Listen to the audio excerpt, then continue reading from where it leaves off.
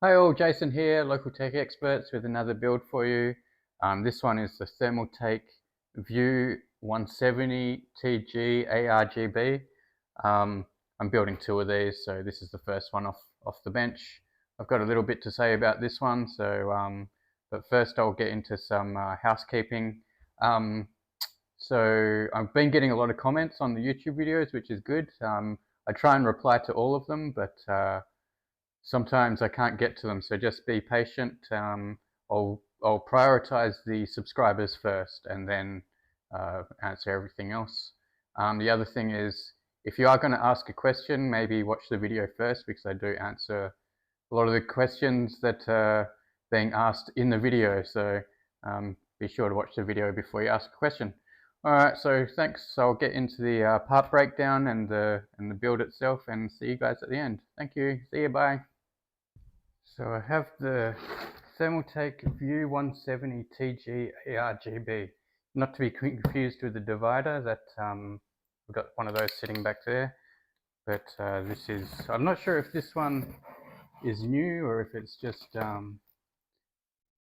managed to escape my attention. But it's another fish tank style one. They seem to be quite popular. This was a little bit cheaper than the Antec one at 69 Australian dollars. So I'm not sure what that is in US dollars, maybe 350, who knows. But yeah, getting it out of the box here. I mean, this is a cheap case, but we'll see what ThermalTake can do with it. Got a manual there.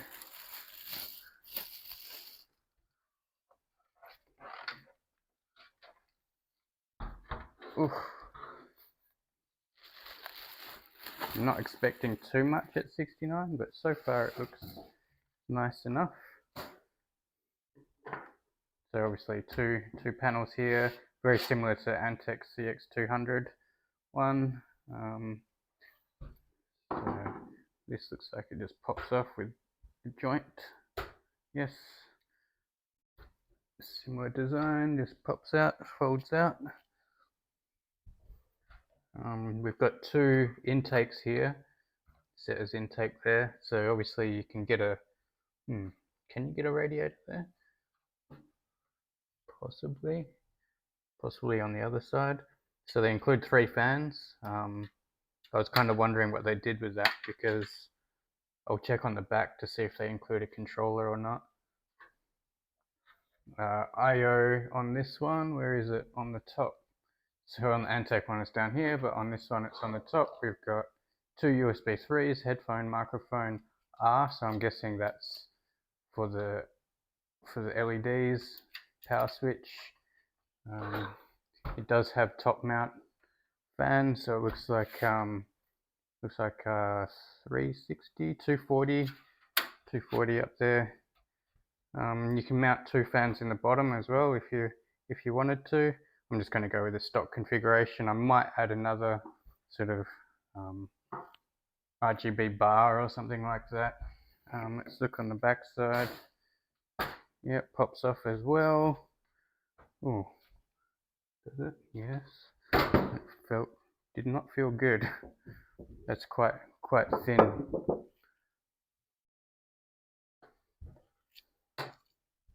So there's those 2 intake fans. I'm guessing you could get a radiator in there. I'd be putting the rad first and then the fans on top of that. We've got a 2.5 inch drive bay mount here. Your standard set of front panel connectors. So I was hoping they included a controller, but it doesn't look like they have. I have a few controllers back there, so luckily. So if your motherboard doesn't have ARGB controller on board, then you're going to have to get a separate one. Yeah, at least they include a splitter, which is nice, because a lot of motherboards don't have enough fan connectors. But yeah, I'm going to have to use one of my own ARGB controllers. I have one there,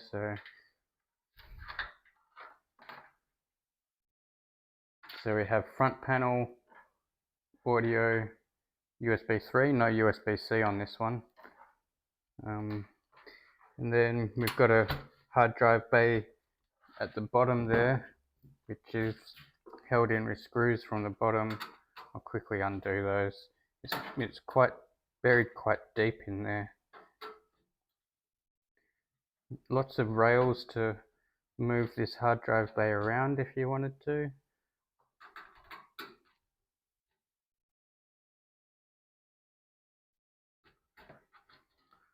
These kind of hard drive trays are very common. They're like combo ones. You can put a 3.5 inch down the bottom here and then 2.5 inch on the top.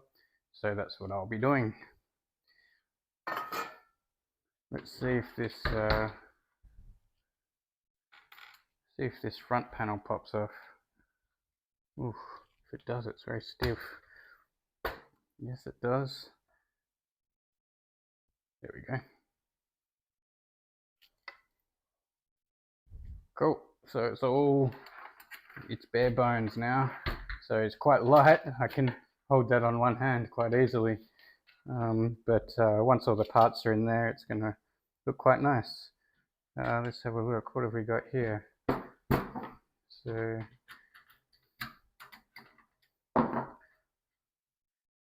all the cheaper cases are doing this kind of design for the PCI. I'm not a fan. So we've got one removable, replaceable, and then a stack of pop-out ones, which I'm not a fan of either. So that's how that goes. I mean, for 69 bucks, you can't really complain. It's going to look nice when it's complete. I'll go through the part breakdown now and show you guys what I plan on putting into this. So I actually have two of these cases. I'm going to be doing two builds. One is the i7 7th gen, 256 gig SATA drive there, 2 terabyte hard drive, 550 watt power supply, and a GTX1660 Super.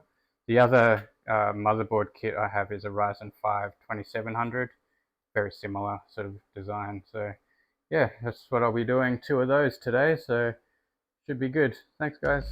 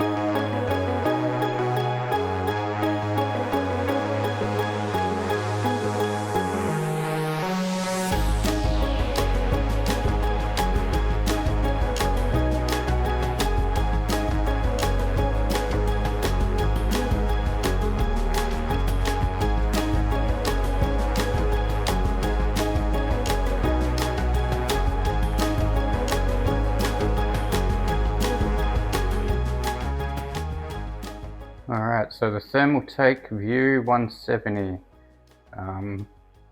It came out quite nice, I think, in the end. A couple of things to mention is you see those top two holes for cables to come through. I wish the left one was a little bit further left. It's not quite in a good spot there. The other thing is, if you're using an MATX board and it's wide, you can see it comes right up against the fans there, and I had to route the main ATX power down from the top. It doesn't look terrible, but it's not standard. It does have cutouts for the power supply cable on the right hand side, but because the motherboard I'm using is so wide, it's like a wider one. MATX do come in a few different sizes in terms of the sort of length from the back to the front, and this is like a full size one, so it does have the standoffs to put these motherboards in, but you lose the ability to have the cables coming from the right hand side. Apart from that, the everything else is not too bad. The cable management, things like that. It is a nice touch. They include 3 actual ARGB fans with fan control speed, but they don't include a controller, which is not the greatest. I have a feeling they wanted to because of the button, the reset button on the top, but yeah, probably just a cost-cutting measure really. Thanks for watching, guys, and make sure to like and subscribe. It always helps. Comment, like, subscribe, all that stuff, and I'll catch you on the next one.